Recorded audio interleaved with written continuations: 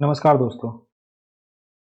आज हम बजट 2026 के बारे में पढ़ेंगे और एग्ज़ाम पॉइंट ऑफ व्यू से जो इम्पोर्टेंट है उन तमाम चीज़ों को कवर करेंगे और सिर्फ स्टिक टू द पॉइंट रहेंगे। बेसिक आप इसके बारे में आई होप सो कि आप इसके बारे में बेसिक सब जानते हैं, तो उस पे ध्यान न देते हुए सिर्फ बजट में जो मेन प्रोविज़न है जो हमारे एग्ज़ाम में आ सकता है उसके बारे में पढ़ेंगे।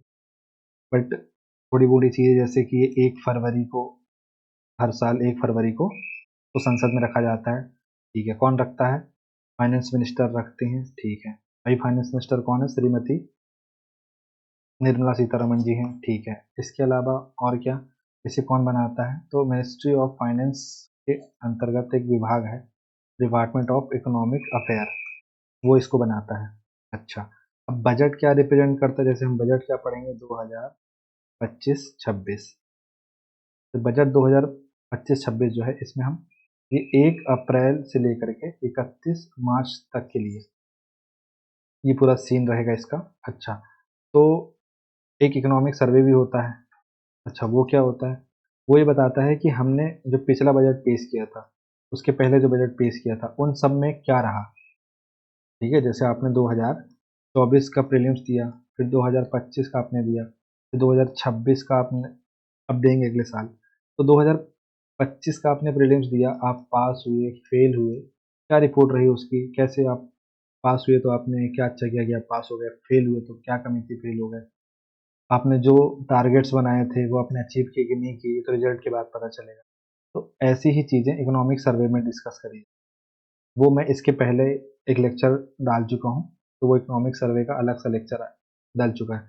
अब ये मैं बजट के लिए बना रहा हूँ।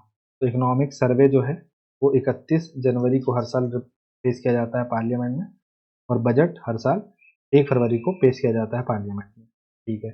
अब इसके जो अब जो प्रोविजंस रहे हैं, जो चीज़ रही हैं उस पे हम आते हैं। तो इसमें जो बजट प्लान है हमारा, तो इसमें 2 चीज़ें आप बजट में पाएँगे कि उसमें एक रेवेन्यू पार्ट होता है। हाँ, चला जाता है। हाँ, ये एक रेवेन्यू पार्ट होता है और एक होता है आपका कैपिटल पार्ट, ठीक है। अब रेवेन्यू पार्ट मतलब देखिए रेवेन्यू का सीन सिंपल सा इतना होता है कि 1 साल के अंदर में मतलब रिकरिंग चीज़ें होती हैं, ठीक है। रिकरिंग चीज़ें मतलब ऐसी होती है जो 1 साल के अंदर जो जिनका सिर्फ 1 साल से लेना-देना है, ठीक है? आप टैक्स कलेक्ट कर रहे हैं, वो पूरा 1 साल का सीन रहेगा, ठीक है?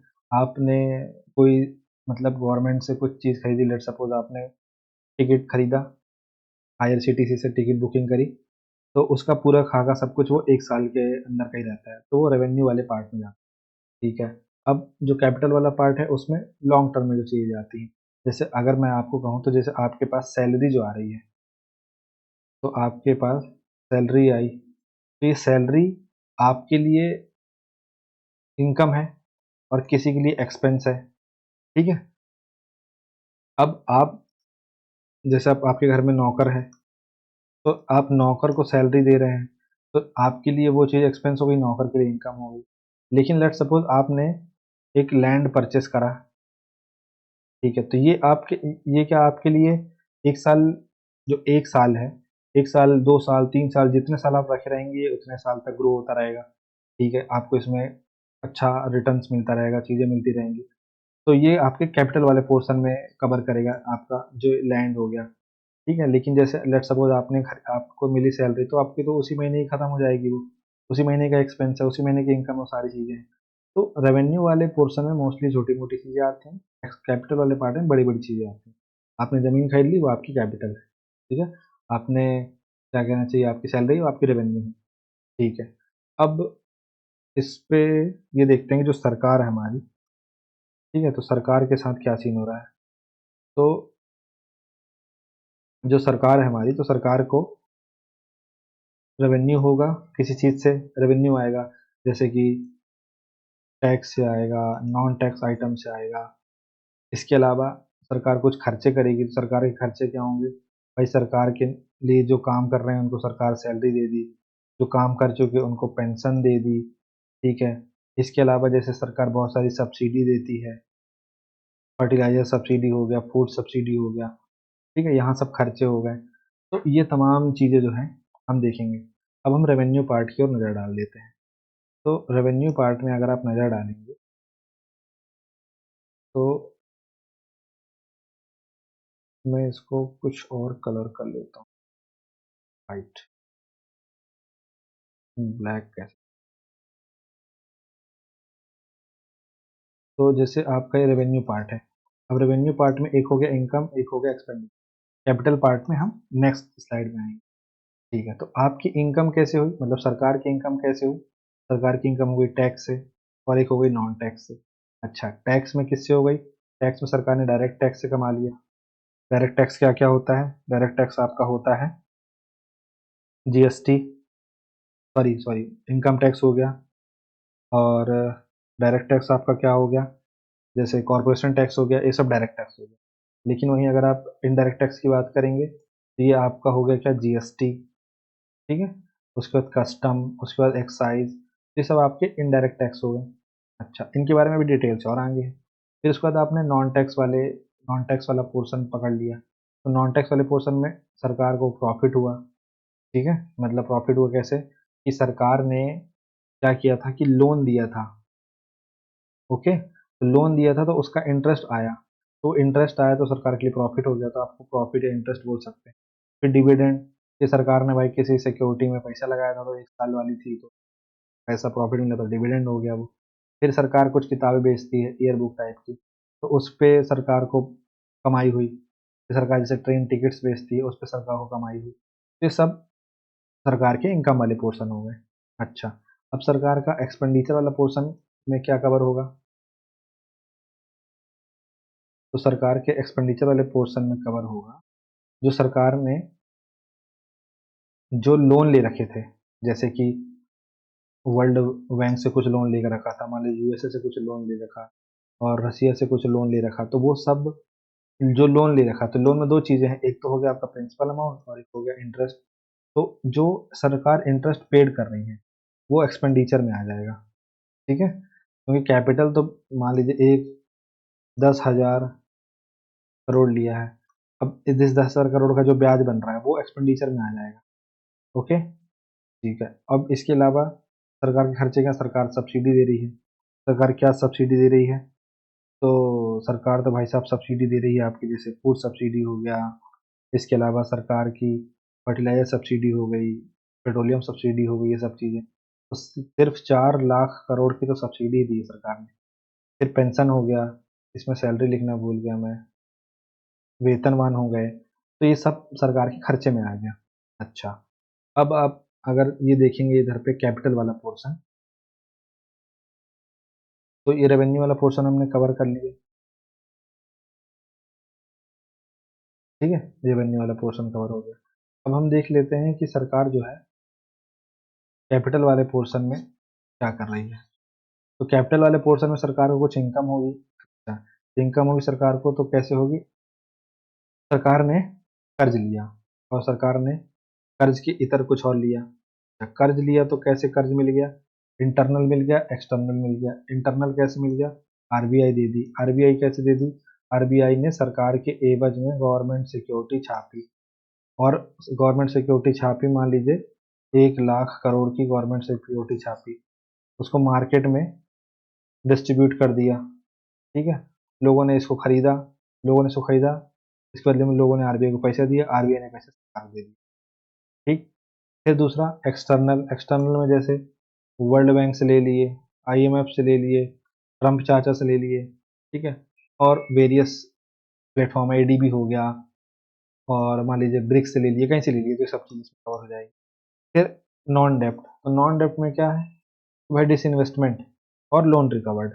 डिसइन्वेस्टमेंट का मतलब क्या है, आप समझ कि ये मान लेते हैं कोई महारत्न कंपनी है। अच्छा, अभी वर्तमान में महारत्न कंपनी लगभग 14 के आसपास है। तो मान लीजिए कि कोल इंडिया लिमिटेड, ठीक है, सीआईएल, ये सरकार की महारत्न कंपनी है। अब सरकार का इसमें शेयर हम मान लेते हैं 85%, गवर्नमेंट की हिस्सेदारी है। अच्छा, अब इस 85 में से 5% सरकार क्या कर दी, सोल्ड कर दी। 5% जो सरकार के शेयर थे सरकार ने इसको बेच दिए। अच्छा, अब बेच दिए तो भाई इससे सरकार को पैसा तो आएगा ना। तो ये हुआ क्या, दिस इन्वेस्टमेंट। और इन्वेस्टमेंट क्या होता है कि सरकार की 80% हिस्सेदारी थी कोल इंडिया लिमिटेड में, सरकार ने 5% उसकी हिस्सेदारी खरीदी, तो 85% हो गया। ये 5% का सरकार ने इसमें क्या किया, इन्वेस्टमेंट किया। तो इसी का उल्टा था, इन्वेस्टमेंट का उल्टा डिसइन्वेस्टमेंट, कि पैसे निकाल लिए बाहर अपने जो लगाए थे। ठीक, तो इससे सरकार को आमद हुई। सरकार ने लक्ष्य बनाया था कि लगभग लगभग हम जो है 55,000 करोड़ के आसपास करेंगे, लेकिन उतना टारगेट हो नहीं पाया। ठीक है, तो इस बार 47,000 करोड़ के आसपास का कुछ टारगेट रखा। अच्छा, फिर लोन रिकवर्ड। जैसे मैंने आपको बताया था कि सरकार किसी को लोन देती है, जैसे जो इस वाले पोर्शन में आएगा, एक्सपेंडिचर वाले में। ठीक है, सरकार ने लोन दिया, किसी राज्य को दिया, किसी देश को दिया। ठीक है, तो ये जो लोन दिया इनको, तो इन्होंने वापस चुका दिया। ठीक है, मान लीजिए 5,000 करोड़ का लोन दिया था नेपाल को, नेपाल ने भाई साहब चुका दिया। ठीक, लोन रिकवर हो गया, सरकार को आमदनी हो गई। ठीक है, और इसका जो ब्याज आता है, जिसका ब्याज था, मान लीजिए इस 5,000 करोड़ का जो ब्याज आता था, वो ब्याज इधर आता था नॉन टैक्स वाले में, ये वाले पोर्शन में। लेकिन अगर पूरा का पूरा लोन चुका दिया तो लोन रिकवर्ड वाले पोर्शन में आ जाएगा। तो ये हो गया इनकम वाला पोर्शन कैपिटल का। अब देखते हैं हम एक्सपेंडिचर वाला पोर्शन। तो भाई किसी एक्सपेंडिचर, अभी कैपिटल एक्सपेंडिचर है, तो कैपिटल एक्सपेंडिचर का मतलब सरकार के पास बड़ा अमाउंट आएगा। ठीक है, और मतलब उससे बाद में सरकार को क्या होगा, प्रॉफिट ही होगा। अब सरकार किसी को सैलरी देगी तो उससे सरकार को कुछ प्रॉफिट होगा नहीं, सरकार का ही एक्सपेंस होगा। लेकिन ये ऐसा एक्सपेंस है कि जिसमें क्या है, कमाई भी हो रही है, मतलब it's kind of asset.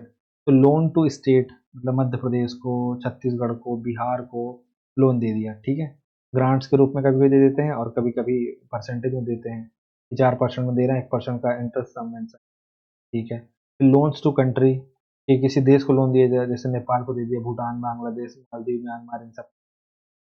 Highways बनवाए। ठीक है, तो जो हाईवेज बन रहे हैं तो उस हाईवेज में क्या होंगे, गाड़ियाँ चलेंगी, तो वो एक समय एक जगह से दूसरी जगह सामान पहुंचेगा, गुड्स डिलीवर होगा, सर्विसेज डिलीवर होंगी, उससे रेवेन्यू जनरेट होगा। ठीक है, लॉन्ग टर्म में। इसके अलावा जो इसमें काम करेंगे उनसे उनको उनको क्या मिलेगा, उनको पैसा मिलेगा। फिर ये हाईवे जितने साल तक चलता रहेगा, सरकार को अच्छा खासा रेवेन्यू होता रहेगा। दैट इज वाई हाईवे और ये सब चीज़ कैपिटल पोर्शन। और मशीनरी हो गई, सरकार ने कुछ मशीनरी खरीदी, मशीनरी इम्प्लांट करी, ये सब चीज़ें। तो ये हमने यहाँ पे देखा। अच्छा, अब हमको क्या देखना है, अब हमको देखना है कि सरकार को जो इनकम हुई है, जो मैंने आपको ये वाला पोर्शन बताया था, कौन सा वाला पोर्शन, ये टैक्स वाले में डायरेक्ट टैक्स वाला पोर्शन जो बताया था, और इनडायरेक्ट टैक्स वाला, ये जो पूरा इनकम में टैक्स वाला पोर्शन, तो सरकार को कौन से, मतलब जो टैक्स है, इस टैक्स से कितनी कमाई हुई, ये हम देखेंगे। तो देखिए, सबसे पहले तो आप पाएंगे कि यहाँ पे मैंने एक इंडिविजुअल का फोटो लगाया, फिर यहाँ पे जीएसटी है, फिर कंपनी है, फिर एक्साइज है, फिर कस्टम है। इसका मतलब सबसे ज़्यादा इनकम टैक्स से सरकार का रेवेन्यू हुआ है। ठीक है, उसके बाद फिर सरकार का जीएसटी से हुआ है, फिर उसके बाद सरकार का कंपनी से हुआ है, फिर उसके बाद सरकार का एक्साइज ड्यूटी से हुआ है, and at last custom duty से हुआ है। अच्छा, तो सरकार की इनकम कितनी हुई है इनकम टैक्स से, 14 लाख करोड़। ठीक है, 13,970 करोड़ के आसपास ऐसा होगा, तो मोटा मोटी 14 लाख करोड़। अच्छा, जीएसटी से सरकार ने कितना कमाया है, 11 लाख करोड़। ठीक है, सरकार ने जब 2017 में 1 जुलाई को जीएसटी लॉन्च किया था, तो उसके बाद उन्होंने टारगेट रखा था कि हम हर महीने के 1 लाख करोड़ रुपए जीएसटी से उगाएंगे, 12 लाख करोड़ हमारा साल का होगा। तो ये कभी कभी पहुंच जाता है ऊपर, कभी कभी नहीं पहुंचता। तो 11 लाख, 12 लाख, 11.5 लाख इसी के आसपास चलता है। ठीक है, फिर कॉरपोरेशन टैक्स, तो कॉरपोरेशन टैक्स जो है वो सरकार को प्राप्त हुआ 10.8 लाख करोड़ रुपए। ठीक है, एक्साइज ड्यूटी सरकार को कितनी प्राप्त हुई है, 3 लाख करोड़ रुपए। अच्छा, और कस्टम, मतलब जो इम्पोर्ट एक्सपोर्ट वाला सीन होता है, इससे सरकार को 2.4 लाख करोड़ की आमद हुई है। तो ये आपको याद रखना है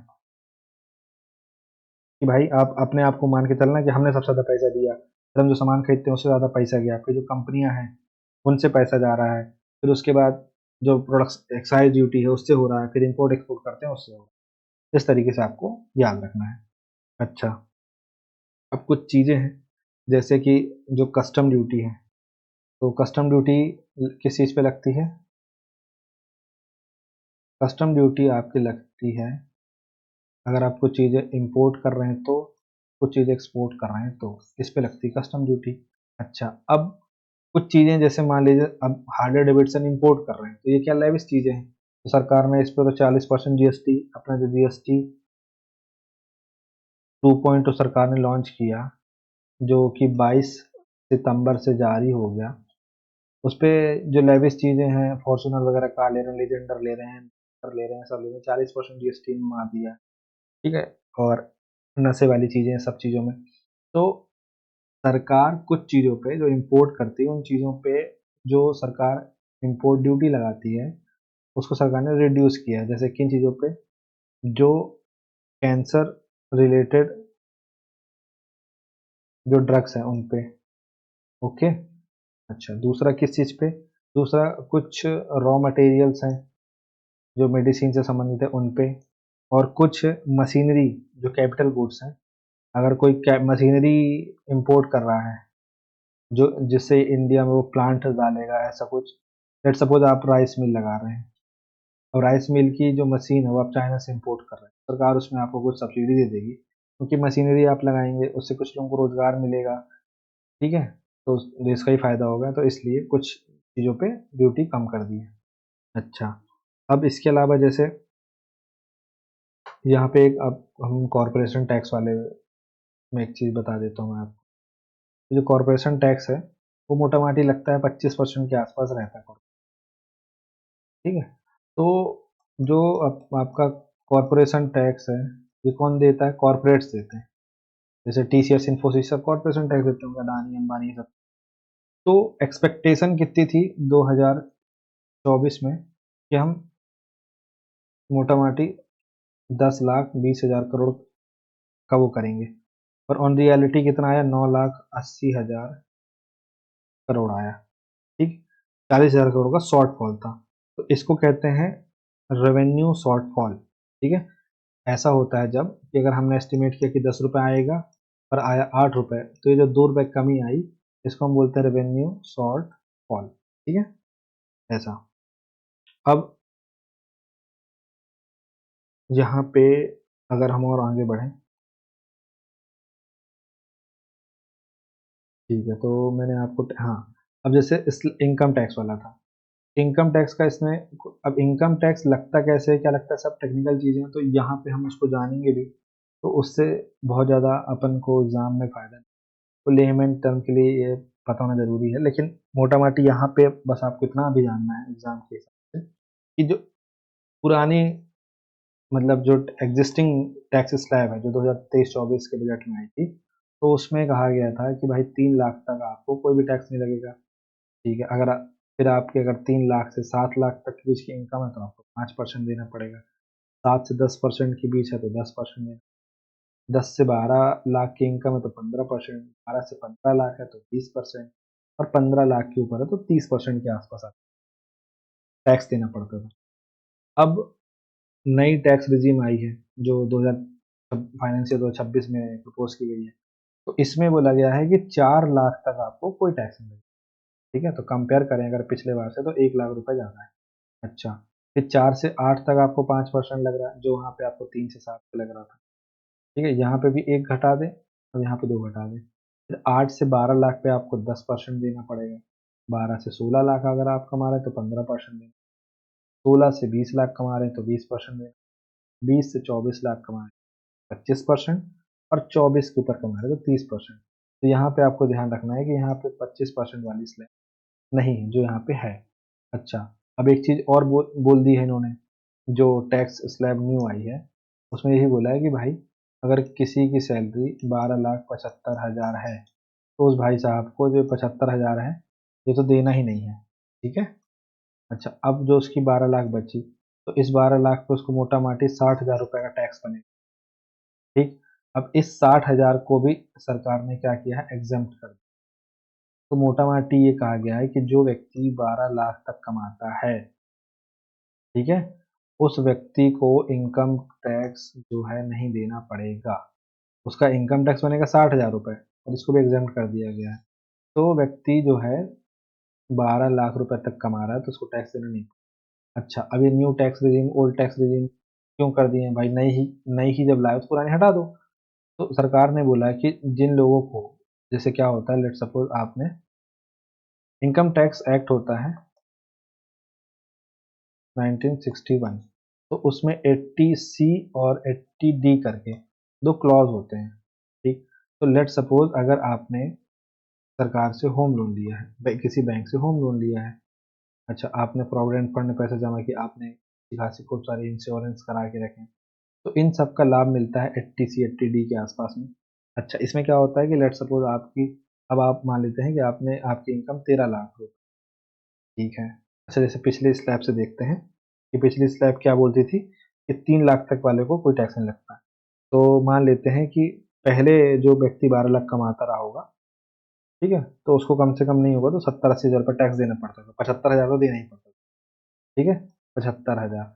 अब मान लीजिए किसी व्यक्ति ने हाउस लोन लिया है, या इंश्योरेंस, पीएफ, ये सब यूज का चल रहा है, और इन सब का सालाना ब्याज जो है, हाउस लोन लिया है आपने तो आप हर महीने इंटरेस्ट भरेंगे, तो आपका 1 साल का इंटरेस्ट मान लीजिए चला जाता है 1.8 लाख रुपीज, ठीक है, ये माइनस हो जाएगा, तो ये 75,000 रुपये जो आपके टैक्स कटने थे, तो 1.8 लाख रुपये कुछ माइनस कर देंगे तो आप एग्जेम्प्ट हो जाएंगे। समझ गए? तो आपने प्रॉपर्टी में इन्वेस्टमेंट किया है, आपने हाउस लोन लिया है, आप इंश्योरेंस खूब सारा कराए हैं, तो आपको सरकार टैक्स में रिलीफ दे देगी। तब अगर आप ओल्ड टैक्स रिजीम से चल रहे हैं तो, लेकिन अगर आप न्यू टैक्स रिजीम से चल रहे हैं तो सरकार आपको, भले आप हाउस लोन ले रखे हो, आप इंश्योरेंस कराए हो, कुछ भी कराए हो, आपको इन सब का फायदा, 80C 80D का फायदा आपको नहीं मिलेगा। अब अगर आप न्यू टैक्स रिजीम में जाना चाहते हैं तो कुल जमा आपको ये समझना है कि सरकार न्यू टैक्स रिजीम जो लाई है, जो ओल्ड और न्यू लाई है, तो आपको इतना याद रखना है कि भाई 12 लाख तक तो कोई टैक्स उसमें नहीं। अच्छा, और इसमें आपको 80C 80D इन सब का लाभ मिल सकता है, जो इसमें इसमें आपको नहीं मिलेगा, ठीक है। तो अब आपके ऊपर है, आप इसमें रहना चाहते हैं या इसमें रहना। अगर आप इसमें अप्लाई नहीं करते तो आप ऑटोमेटिक इसमें गिने जाएंगे, ऐसा वाला सीन है। ठीक, आगे बढ़ते हैं जीएसटी बाबू के बारे में थोड़ा सा कुछ समझने की कोशिश करते हैं, फिर हमारा चालू होगा और कुछ। तो जीएसटी क्या है?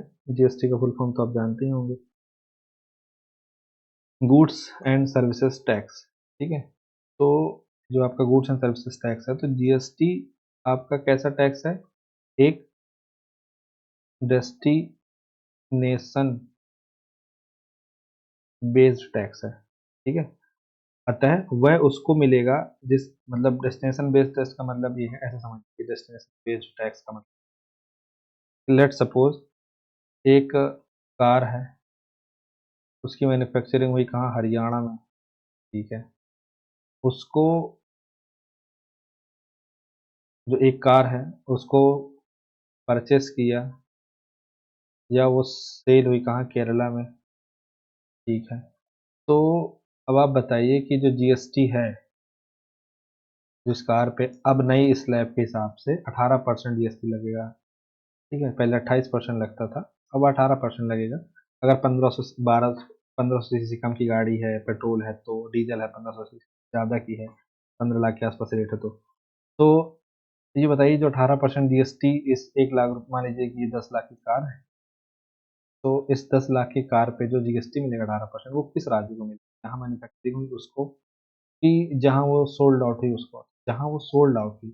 तो डेस्टिनेशन क्या थी उसकी? केरला, तो डेस्टिनेशन बेस्ड है, ठीक है। तो अपने डेस्टिनेशन पे जाके, जहाँ डेस्टिनेशन उसकी वहाँ जाके मिले, ओके। तो 14% मतलब ये क्या होगा? ये आईजीएसटी में आएगा, तो 14% कट जाएगा, वो सेंटर को मिल जाएगा, और 14% केरला को मिल जाएगा, स्टेट को मिल जाएगा, ठीक। अब आगे बढ़ते हैं हम जीएसटी के बारे में, और कुछ खास है? हाँ, ठीक है। अब जैसे देखो, जीएसटी के बारे में और कुछ अच्छा समझ लीजिए आप, कि आपको जीएसटी मिला कितना इस साल, 11 लाख करोड़ के आसपास मिला। ठीक है, अब सर अब एक चीज़ और बताइए, जीएसटी किस में नहीं लगता, बस ये भी समझ कि जीएसटी जो है पेट्रोल में और डीजल में, इन दोनों में नहीं लगता है। ठीक है, तो आपको पेट्रोल में नहीं लग रहा है, डीजल में नहीं लग रहा है। ठीक है, फिर नेचुरल गैस में जीएसटी नहीं लग रहा है, और एविएशन फ्यूल टरबाइन, जो एविएशन टरबाइन फ्यूल जो है एटीएफ, इस पे भी जीएसटी नहीं लग रहा है। तो आपको याद रखना है कि इन चीज़ों पे जीएसटी नहीं लगता। इसके अलावा और किस पे नहीं लगता, इलेक्ट्रिसिटी पे नहीं लगता, इसके अलावा आपका लिकर पे नहीं लगता। ठीक है, याद रखना है आप। तो इस पे लगता क्या है भाई साहब, इन पे नेचुरल गैस पेट्रोल डीजल इन पे लगता है सबका एक्साइज कस्टम ड्यूटी लगता है। ठीक है, सॉरी, इस पे वैट लगता है, सेंटर का वैट लगता है और केंद्र का और स्टेट का वैट लगता है, माफ कीजिएगा। अब यहाँ पे हम आ गए कि भाई ये इलेक्ट्रिसिटी है और ये लिकर वगैरह है। ठीक, तो आप देखेंगे जो स्टेट का वैट अप्लाई होता है किस पे, इस पे इलेक्ट्रिसिटी पे, और इन पे आप देखेंगे कि मध्य प्रदेश सरकार की 33% के आसपास रेवेन्यू जो है वो शराब से ही होती है। तो स्टेट का वैट अप्लाई, अगर जीएसटी अप्लाई होने लगेगा तो सरकार को पैसे ही ना मिलेगा भाई फिर। ठीक है, कहाँ से पैसा मिलेगा। ठीक, अब जीएसटी स्लैब 2.0 आया, तो देखिए एक, आप समझिए कि जब 1 जुलाई 2017 को ये जीएसटी वाला जीएसटी अप्लाई हुआ, ठीक है, 101वां कॉन्स्टिट्यूशनल अमेंडमेंट के तहत, तो आप देखेंगे कि उस समय 0, 5, 12, 18, 28 ऐसे करके इतने सारे स्लैब्स थे। ठीक, तो सरकार ने अभी घोषणा करी और फिर कहा कि हम 22 सितंबर 2025 से जीएसटी 2.0 लागू करेंगे और उसमें कुछ स्लैब्स को हटा देंगे, जिसमें सरकार ने ये 28 वाला सिस्टम हटा दिया। ठीक है, तो इस तरीके से वो रिवील मतलब रिमूव कर देंगे।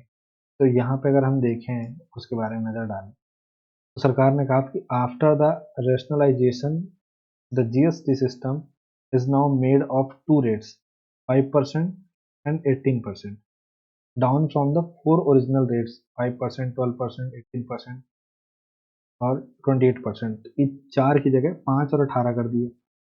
Besides the two rates, some products like sin goods and luxury goods are taxed at 40%.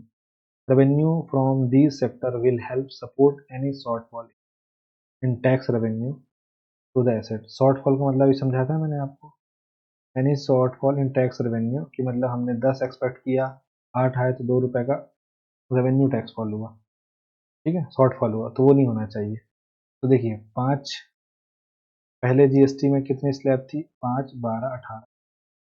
अच्छा, अब नए वाले में क्या आ गई, 5, 18, भाई 40 किसके लिए है, जो लेविस आइटम है जो अपन नहीं खरीदते वो सब के लिए। ठीक है, बड़े लोगों के लिए। अच्छा, अब यहाँ पे मैंने आपको जीएसटी बता दिया। ठीक है, अब ये कौन सा सामान आएगा, क्या उसके अंतर्गत आएगा, वो सब चीज़ें बात की समझने के लिए है। बाकी मोटा माटी यहाँ पे हमने समझ लिया। अब अब विनिवेश वाली कुछ चीज़ें हैं। ठीक है, अब विनिवेश वाले में क्या है कि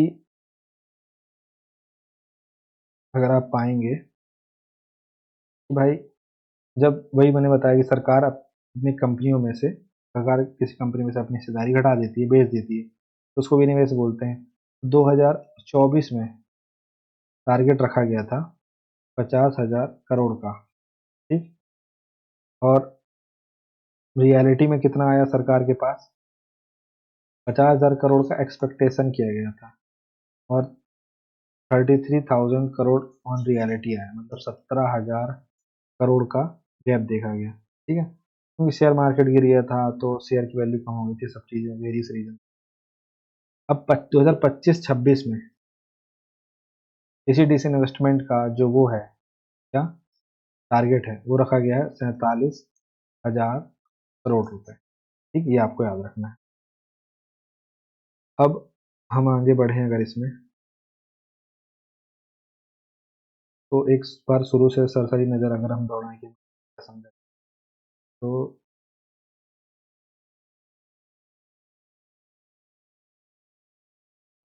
हम बजट देख रहे थे। ठीक है, बजट पे हमने क्या देखा कि भाई रेवेन्यू पार्ट होता है, कैपिटल पार्ट होता है, ठीक है। रेवेन्यू पार्ट में आपका इनकम एक्सपेंडिचर आता है, कैपिटल पार्ट में आपका इनकम एक्सपेंडिचर आता है। रेवेन्यू पार्ट में जो आपकी इनकम हो रही है वो टैक्स से हो रही है, नॉन टैक्स। टैक्स में आपकी डायरेक्ट टैक्स से हो रही है, इनडायरेक्ट टैक्स से हो रही है। नॉन टैक्स में आपकी profit, dividend, year book, train ticket यहाँ हो रही है, ठीक है। एक्सपेंडिचर आपका कहाँ पे हो रहा है? इंटरेस्ट ऑन पास्ट लोन, जो आपने पुराने पास किए हैं उसको धोने पड़ रहा है, उसमें जा रहे हैं। सब्सिडीज में जा रहे हैं, पेंशन में जा रहे हैं, सैलरी में जा रहे हैं, ये सब चीज़ें। तत्पश्चात हमने देखा जो कैपिटल वाला पोर्शन है, तो कैपिटल वाले पोर्शन में हम इनकम कहाँ से कर रहे हैं? कर्ज से कर रहे हैं, बिना कर्ज से कर्ज से कर रहे हैं तो किससे कर्ज ले रहे हैं? घरेलू कर्ज ले रहे हैं, बाहरी कर्ज ले रहे हैं। घरेलू ले रहे हैं तो आरबीआई से ले रहे हैं, बाहरी ले रहे हैं तो IMF, world bank, ADB, China, USA, रूस, कहीं से ले लिए। दूसरा नॉन डेप्ट, तो नॉन डेप्ट वाले में अगर हम देखेंगे तो डिसइन्वेस्टमेंट, किसी कंपनी में हमारी हिस्सेदारी थी वो बेच दी।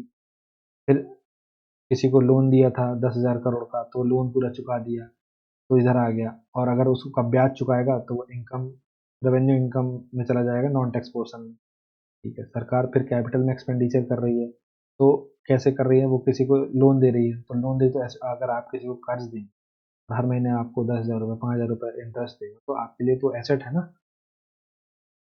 वो 10,000 रुपये आपके लिए, 10,000 मतलब आपने किसी को 10,000 रुपये दिए महीने में, 10,000 रुपये दिए और बोला भाई मैं इसका 10% ब्याज लूंगा, तो 1,000 हर महीने आ रहे हैं। 1,000 आपकी रेवेन्यू में इनकम पार्ट हो गया, लेकिन जो 10,000 है वो आपके लिए तो एक्सपेंडिचर है ना, उसको हटा दो तो आपकी फिर वो 1,000 इनकम जो है वो भी नहीं होगी। फिर दूसरा, किसी देश को लोन दिया आपने, अपने हाईवेज का निर्माण कराया, आपने पुल्स बनवाए, डैम्स बनवाए, ये सब। फिर मशीनरी वगैरह हो गई, तो ये सब कैपिटल एक्सपेंडिचर। अच्छा, फिर हमने इनकम टैक्स से ज़्यादा, हमने जो हमारी इनकम हुई रेवेन्यू पोर्शन में, जो इनकम आई हमारी, वो कहाँ से आई ज़्यादातर? वो आई हमारी टैक्स से। टैक्स में किससे? इनकम टैक्स से। फिर गुड्स एंड सर्विसेज टैक्स से, फिर कॉर्पोरेशन टैक्स से, फिर एक्साइज ड्यूटी से, और फिर कस्टम ड्यूटी से। मोर और लेस यही सिलसिला हर साल चलता है, आप इसी को याद रखिए, आपको हमेशा यही याद रखें। अच्छा, इसके अलावा हमने देखा कि सरकार ने कुछ ड्रग्स पे कस्टम ड्यूटी कम करी।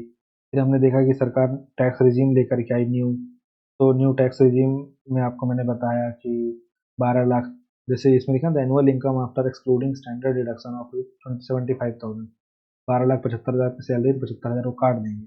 उस 12,000 पे जो 60,000 तक टैक्स लग रहा है, तो उस 60,000 टैक्स को भी एग्जेम्प्ट कर देंगे, ठीक। एग्जिस्टिंग स्लैब में बोलते थे कि 3 लाख तक आपको टैक्स नहीं कटेगा, और यहाँ पे बोल रहा है 4 लाख तक आपको टैक्स, ठीक है। सबसे बड़ी सीलिंग 15 लाख के ऊपर की थी, 30% की, और नई वाली में 24 लाख के ऊपर 30% की। नई पुरानी सिस्टम क्या है मैंने आपको बता दिया है। अच्छा, अब अगर हम देखें, फिर हमने जीएसटी के बारे में आपको बताया। डेस्टिनेशन बेस्ड टैक्स है, जिस जगह पे वो पहुंच रहा है, सेल हो रहा है, उस जगह पे उसका पैसा मिलेगा। 11 लाख करोड़ के आसपास जनरेट हुआ रेवेन्यू, ठीक है। फिर उसके बाद आप, फिर मैंने बताया कि जीएसटी कुछ चीज़ों पे नहीं लगता, तो petrol, diesel, natural, aviation turbine fuel पे नहीं लगता, लिकर पे नहीं लगता, इलेक्ट्रिसिटी पे नहीं लगता। लिकर, इलेक्ट्रिसिटी पे वैट लगता है, वैल्यू एडेड टैक्स भी स्टेट का, सेंटर का कोई रोल नहीं है, ठीक है। मतलब इसका मतलब बिजली किस चीज़ का विषय है? राज्य का हो गया ना, खराब भी हो गया, ठीक है। फिर नई स्लैब आई जीएसटी की 22 सितंबर 2025 से लागू हुई, ठीक है। तो उसमें क्या कर दिया कि जो 5, 12, 18, 28 इतनी सारी बनी हुई थी, क्या, जो जीएसटी की स्लैब, उसको करके 5 और 18 बस कर दिया, ठीक है। और 40 कर दिया है किन चीज़ों पे? जो लेविश चीज़ें हैं, एकदम फॉर्चुनर, लेजेंडर, डिफेंडर, और से ये सब खरीदा है, आप उन चीज़ों पे लगेगा, ठीक है। आप इस चीज़ की टेंशन ना लें, आप पे कभी नहीं लगेगा ये, ठीक है। अब हम कुछ चीज़ें देखते हैं इसमें और, कि जो टैक्स वाला पोर्शन मैंने आपको बताया कि जो सरकार ने टैक्स क्या किया, कम किया। मतलब सरकार बोल रही है कि भाई हम एक तो 75,000 तक आपको छूट दे देंगे। फिर अगर, मतलब जैसे 12,75,000 आप कमाते हैं, तो 75 पे कोई टैक्स नहीं देना आपको। फिर ये 12 लाख जो है, मतलब 75,000 पहले छूट दे दिया आपको, खत्म करो। अब 12,50,000 कमाते हो तो भी हटा दिए, 50,000 हटा देते हैं, करो। अब आप 12 लाख कमा रहे हैं, तो 12 लाख पे टैक्स बनता है 60,000। सरकार ने बोला ये भी नहीं लेंगे, छोड़ो, हटा दो, ठीक है। तो भाई ऐसा करने से सरकार को क्या हो जाएगा? देख लेते हैं क्या हो जाएगा। तो एक होता है लाफेर कर्व। लाफेर कर्व। ठीक है, इसमें क्या होता है कि एक आपकी जो स्लाइड है वो मतलब एक साइड जो है आपकी वो बता रही है कि टैक्स अमाउंट कलेक्टेड। ठीक है, कौन सी वाली, ये वाली, टैक्स अमाउंट कलेक्टेड। ये वाली में क्या बता रही है आपका कि आप टैक्स का परसेंट क्या रखते हैं, जैसे कि 5%, 10%, 20% कितना रखते हैं। मान लीजिए कि आपने 100% टैक्स रख दिया और मान लीजिए कि आपने 0% टैक्स रख दिया। आपने 0% टैक्स रख दिया, ठीक है, तो आपका रेवेन्यू क्या होगा, सरकार का रेवेन्यू, सरकार टैक्स ही नहीं लेती तो सरकार का रेवेन्यू तो जीरो हो जाएगा। और 100% लेती तो भी जीरो हो जाएगा। क्यों हो जाएगा, तो भाई आपको पता है कि आप 1 लाख रुपए कमाएंगे और सरकार आपसे 1 लाख रुपए ले लेगी, तो आप लल्लू लाल तो है नहीं, क्यों कमाएंगे फिर आप भाई, तो आप नहीं कमाएंगे, जॉब ही नहीं करेंगे, तो इसलिए तो ये होगा नहीं। तो इसलिए यहाँ पे ऐसे एक कर्व बनता है कि जैसे जैसे जैसे आप जो टैक्स की स्लैब है, ठीक है, उसको आप क्या करेंगे, कम करते जाएंगे, तो आपका जो इनकम है वो बढ़ता जाएगा। ठीक है, और जैसे जैसे देखिए मान लीजिए यहाँ पे आया, आपकी इनकम यहाँ आ गई, लेकिन जैसे ही आप मान लीजिए यहाँ पहुँचे, ये देखिए आपकी इनकम रिड्यूस हो गई, आप यहाँ पहुँचे और रिड्यूस हो गई। यहाँ आप जा रहे हो, टैक्स के परसेंटेज यहाँ पे 0 से लेके ये 100 तक जा रहा है, तो ये बढ़ता जा रहा है, लेकिन आप देखेंगे कि इनकम भी घटती जा रही है। तो लाफेर कर्व ये बोलता है कि प्रत्यक्ष कर देश को परसेंट के हिसाब से कम रखा जाए तो कमाई ज़्यादा होगी। ठीक है, जितना कम आप इनकम टैक्स की दर रखेंगे उतनी ही ज़्यादा, क्योंकि उससे क्या होगा ना कि जैसे मान लीजिए अभी अभी आ रहे हैं 4% लोग इनकम टैक्स देने वाले, वो आपके हो जाएंगे बढ़ के 5%, 6%, इतने हो जाएंगे। ठीक है, किसी को टैक्स देना नहीं है, लेकिन सबको क्या करना है, कमियां निकालनी है देश में। ठीक है, जितना ज़्यादा कम होगा टैक्स रेट उतना ज़्यादा टैक्स का जो बेस है वो बढ़ेगा। ये आपको यहाँ पे ध्यान रखना है। अच्छा, अब टैक्स के अलावा कुछ चीज़ें और होती हैं कि भाई एक होता है, देखिए एक तो हो गया आपका टैक्स, एक हो गया आपका सेस, एक होता है आपका सरचार्ज। ठीक है, तो सेस जो होता है वो लगता है टैक्स ऑन टैक्स। ठीक है, tax on tax, it is called cess. ठीक, और जो सरचार्ज होता है वो आपका आपके किसी भी इनकम पे लग जाता है, it's just a random thing. Surcharge अगर सरकार ने किसी चीज पे सरचार्ज लेना है तो वो फिक्स नहीं होता। जैसे देखिए सेस क्या होता है, जैसे मान लीजिए आपको लिखा रहेगा कि किसान सेस, और ये हेल्थ के लिए है, एजुकेशन के लिए है। तो सेस की खासियत ये है कि सेस बता के लिए जाएगा कि भाई सेस हम आपके लिए ले रहे हैं, सेस हम आपसे ले रहे हैं एजुकेशन पे। तो अगर एजुकेशन सेस वसूला जा रहा है तो उसका खर्चा सिर्फ एजुकेशन पे ही होगा और कहीं नहीं। और अगर सरकार सरचार्ज ले रही है तो सरचार्ज ले रही है तो ये सरकार जो है मान लीजिए किसी भी एजुकेशन पे भी खर्च कर सकती है, हेल्थ पे भी कर सकती है, किसी भी चीज़ पे कर सकती है, इसका कोई फिक्स्ड रोल नहीं है। ठीक, तो मान लीजिए कि आपकी इनकम है, कैसे इसको समझ लेते हैं ना कि आपको सेस सरचार्ज कैसे पेड करना है। 50,000 आपकी इनकम हुई, मतलब 50,000 आपका इनकम टैक्स लगा। ठीक है, ये आपका इनकम टैक्स होगा 50,000 plus 10% surcharge on income tax, माफ कीजिए, इंटू 4%, मान लीजिए अभी भी लगा 4% health education cess on tax plus surcharge.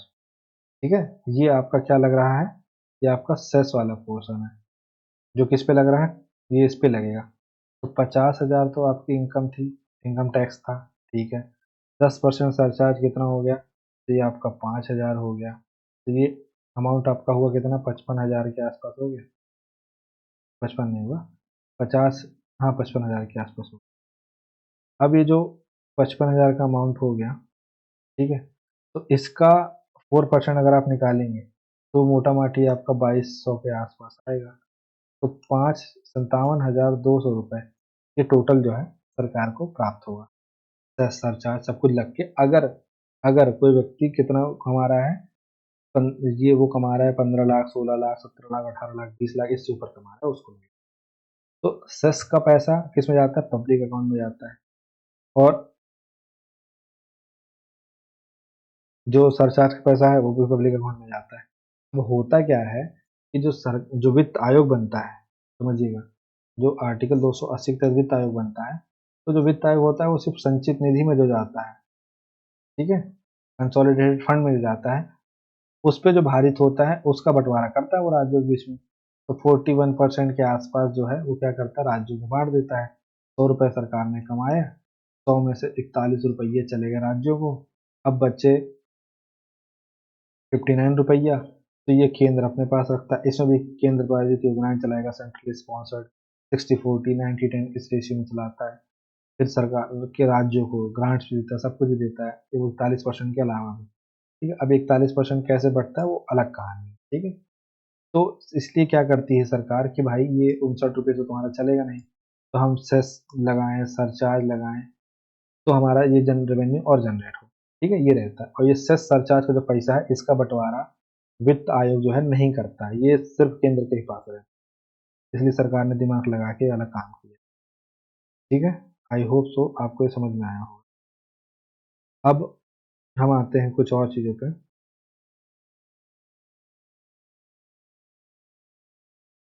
Investment बता दिया मैंने आपको, कैपिटल बता दिया मैंने।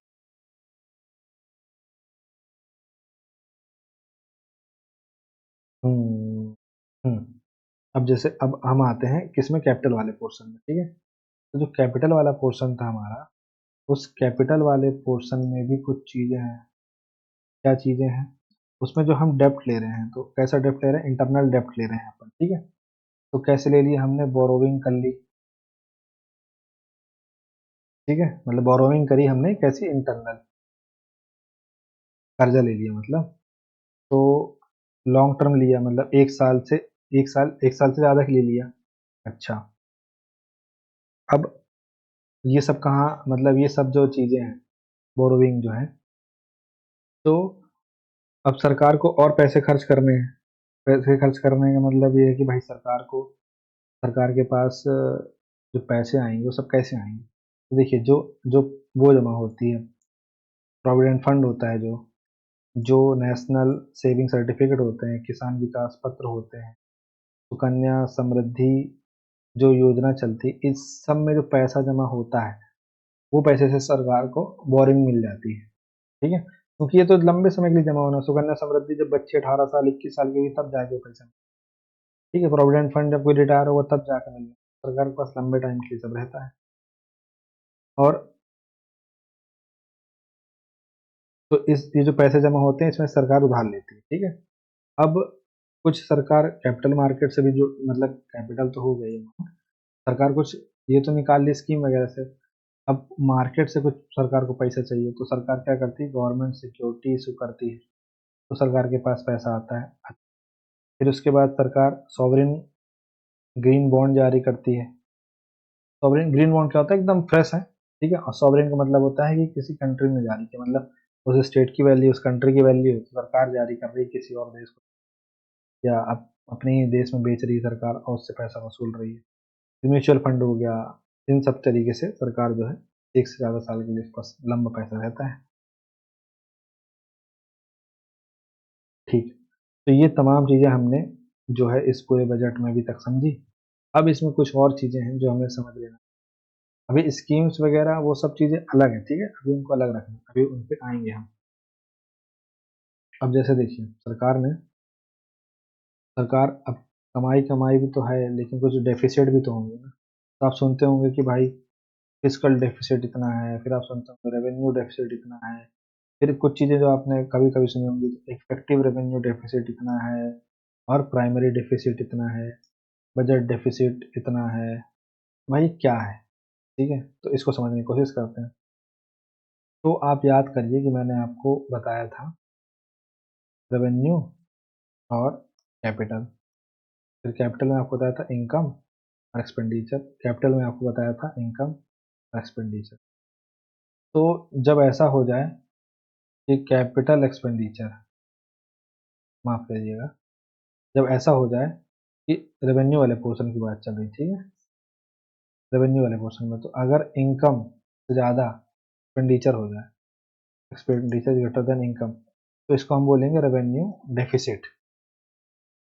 ठीक, समझिए।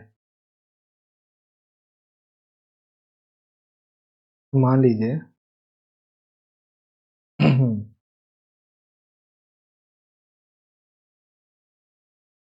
सरकार को जो इस साल इनकम हुई है किससे, मैं आपको वहीं सीधे ले जाके बताता हूँ, आपको ज़्यादा अच्छे समझ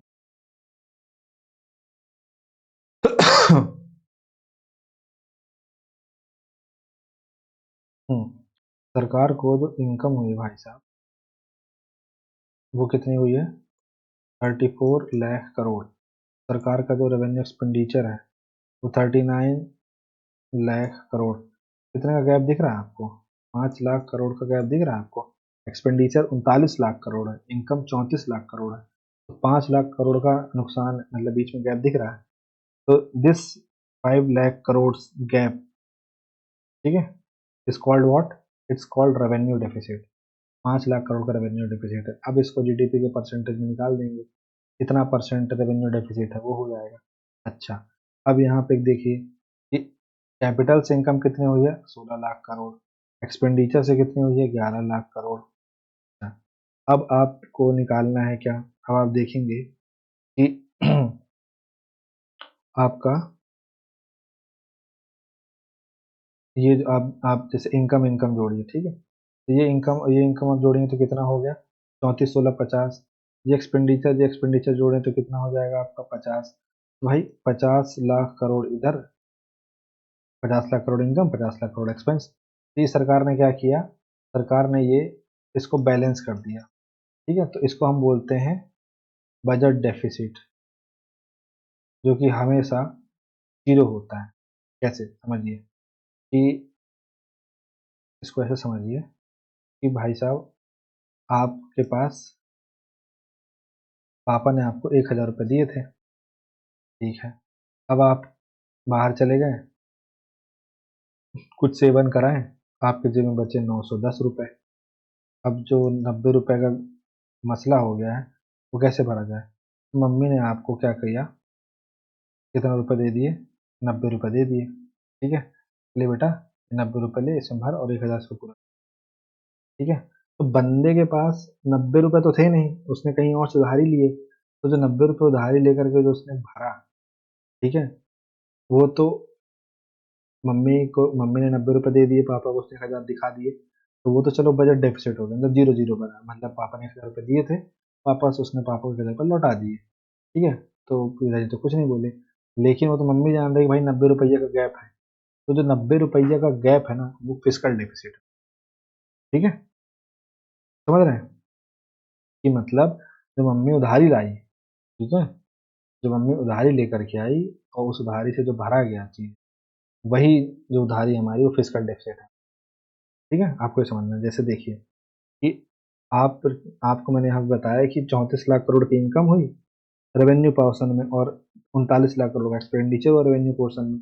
फिर कैपिटल पोर्शन में 16 लाख करोड़ का इनकम हुआ और 11 लाख करोड़ का एक्सपेंडिचर हुआ, दोनों मिला के 50 50 लाख करोड़ हो गए। ठीक है भाई, बराबर कर दिए, इसको बजट डेफिसिट बोल देंगे, जो कि बजट डेफिसिट हमेशा जीरो होता है। ठीक है, but you know, on reality ऐसा नहीं हो सकता। सरकार घाटे को कम करने या जीरो करने हेतु कर्ज लेती है।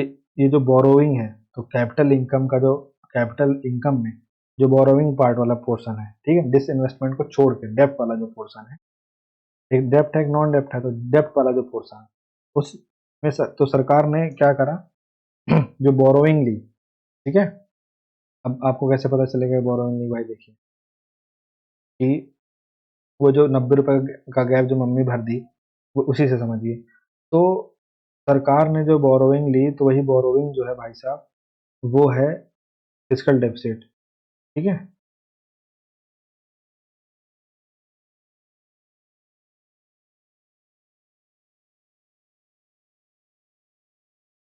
तो आप पाएंगे कि जो वो बोरोइंग ली गई है वो जीडीपी का कितना है, 4.4% है। तो जो हमारा फिजिकल डेफिसिट है वो जीडीपी का 4.4% है।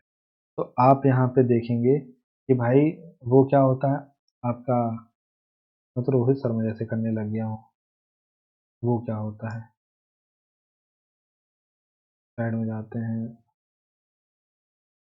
हम्म, तो देखो हमने पढ़ा पहले एक बजट डेफिसिट। बजट डेफिसिट क्या था, जो बजट जीरो हो गया, मतलब कि इनकम 100 रुपये, एक्सपेंडिचर 100 रुपये, जीरो हो गया भाई साहब, बजट डेफिसिट हो गया। Budget deficit always zero. ठीक है, रेवेन्यू डेफिसिट, भाई साहब रेवेन्यू इनकम और रेवेन्यू एक्सपेंडिचर का सीन बनाया, तो revenue expenditure is greater than हो गया रेवेन्यू इनकम। रेवेन्यू एक्सपेंडिचर जो है वो बड़ा है किससे, रेवेन्यू इनकम से, तो यही चीज़ हमारी होगी क्या, रेवेन्यू डेफिसिट हो गई। ठीक है भाई साहब, ये हो गया। अब इसके बाद हम देख रहे हैं फिजिकल डेफिसिट। फिजिकल डेफिसिट क्या होता है कि गवर्नमेंट्स का, जो गवर्नमेंट का टोटल एक्सपेंडिचर है जो, एंड उसकी जो टोटल रिसिप्ट एक्सक्लूड, जो टोटल उसकी, और उसकी जो टोटल क्या है, रिसीट्स हैं।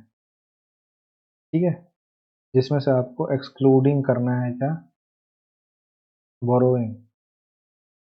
तो ये आपकी क्या है, फिजिकल डेफिसिट है। कुल जमा फिजिकल डेफिसिट जो होता है वो ये होता है कि बजट डेफिसिट प्लस गवर्नमेंट की मार्केट बोरोइंग एंड लाइबिलिटीज, ये होता है आपका फिजिकल डेफिसिट। देखिए यहाँ पे बजट डेफिसिट आप कर दो भले ही, यहाँ जीरो लिख दो और प्लस लिखो गवर्नमेंट की जो मार्केट से बोरोइंग और लाइबिलिटीज है। तो जैसे मम्मी ने और 90 रुपये हाथ लेकर के आई थी ना, अब इसमें जोड़ दीजिए, तो ये 90 रुपये क्या आ जाएगा, यही 90 रुपये आपका फिजिकल डेफिसिट आएगा, जो आपने उधार लिया। जो आप उस बजट डेफिसिट को जीरो करने के लिए इतना आप कर्जा लेकर के आ रहे हो, फिजिकल डेफिसिट, ये आपको ध्यान रखना है। अब इसमें एक चीज़ और होती है भाई, प्राइमरी डेफिसिट। ठीक है, तो आपको क्या याद रखना है कि हमने जो इनकम करा और हमने जो एक्सपेंडिचर किया टोटल, मतलब रेवेन्यू कैपिटल दोनों का इनकम जोड़ो, रेवेन्यू कैपिटल दोनों का एक्सपेंडिचर जोड़ो। इसके बाद हमने, सरकार क्या करेगी कि मान लीजिए कि भाई 2 लाख करोड़ का नुकसान दिखा रहा है, तो 2 लाख करोड़ का नुकसान दिखा रहा है तो उसको भर देगी। कहाँ से भर देगी, कर्जा लेके आएगी वहां से भर देगी। वो जो कर्जा लिए ना, वो कर्जा ही तो क्या है, फिजिकल डेफिसिट। ठीक है, अब आता है प्राइमरी डेफिसिट, एक एक टर्म है। अच्छा, क्या होता है भाई प्राइमरी डेफिसिट, आप मान लीजिए कि भाई आपके फादर थे, अब आपके फादर जो है नहीं रहे, उन्होंने लोन ले रखा था कितने का, 10 लाख रुपए का। ठीक है, अब जब फादर थे, ठीक है, ऐसा मान लीजिए, ऐसा मान, इसको अच्छे समझते ना आप, आपके फादर अभी हैं, ठीक है।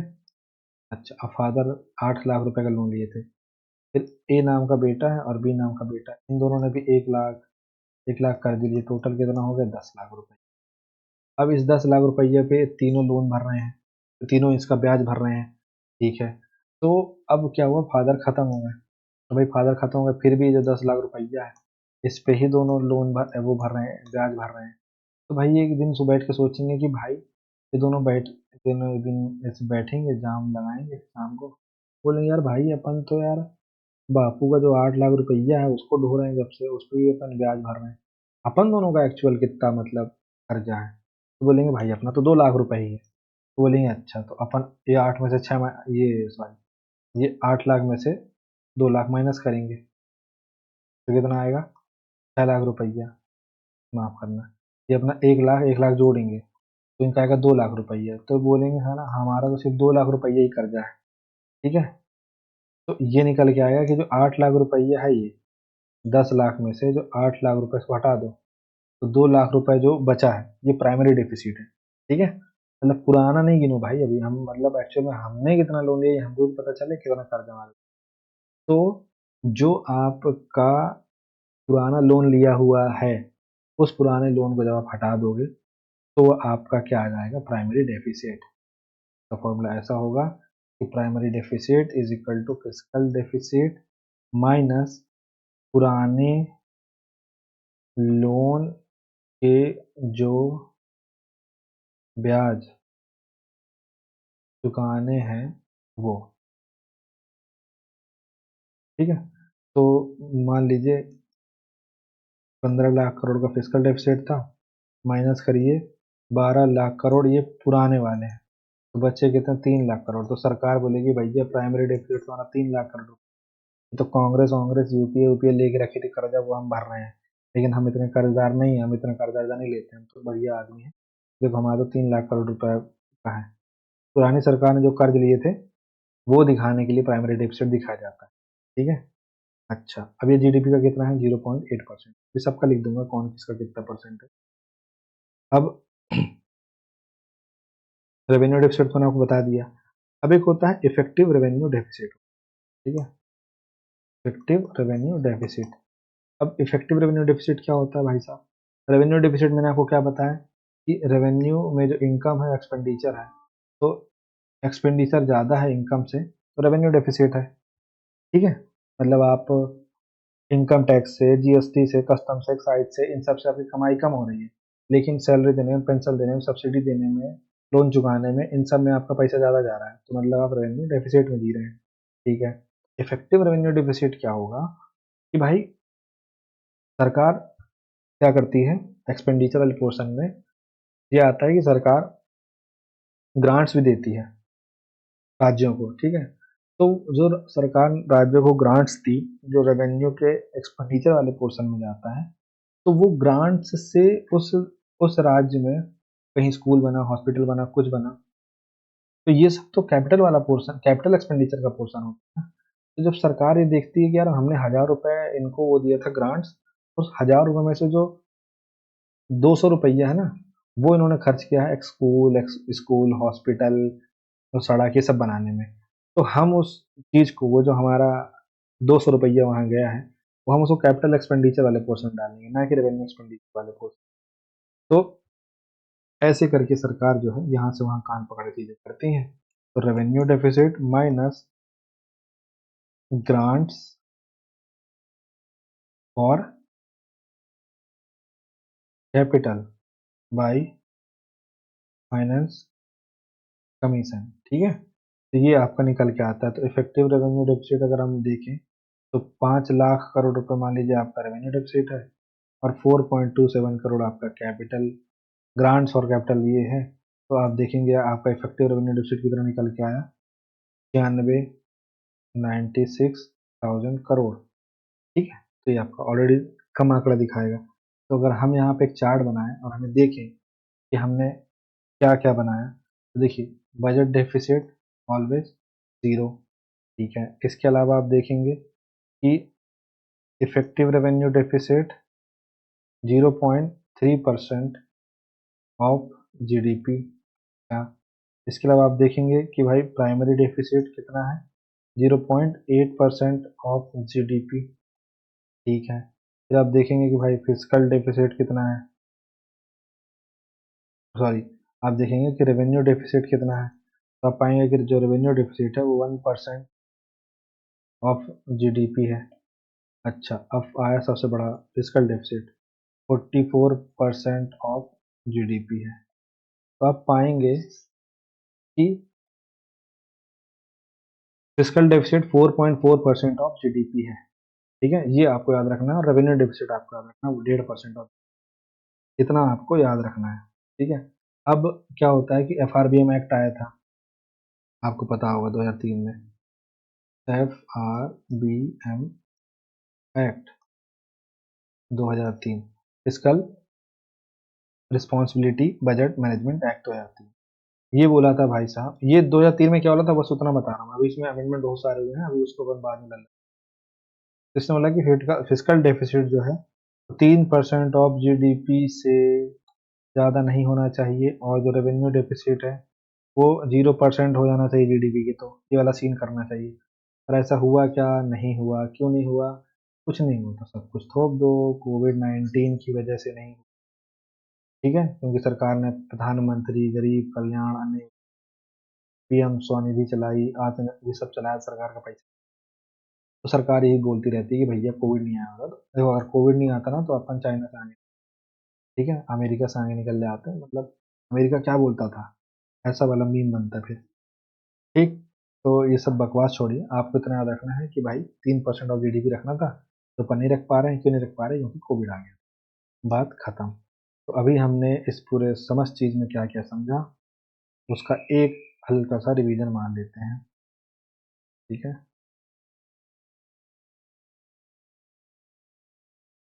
अभी हमने जाना इस पूरे समस्त पढ़ाई के दौरान कि भाई जो ministry of economy, sorry ministry of economy, ministry of finance है, उसके अंदर डिपार्टमेंट ऑफ इकोनॉमिक अफेयर है, वो बनाता है बजट।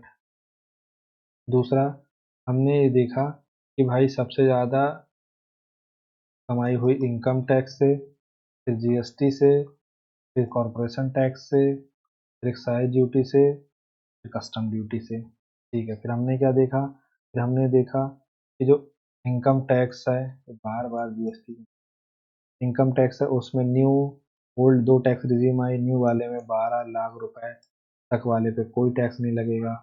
ठीक है, चौथा हमने क्या देखा, हमने देखा भाई जो जीएसटी है, तो उसमें 11 लाख करोड़ रुपए का रेवेन्यू हुआ है।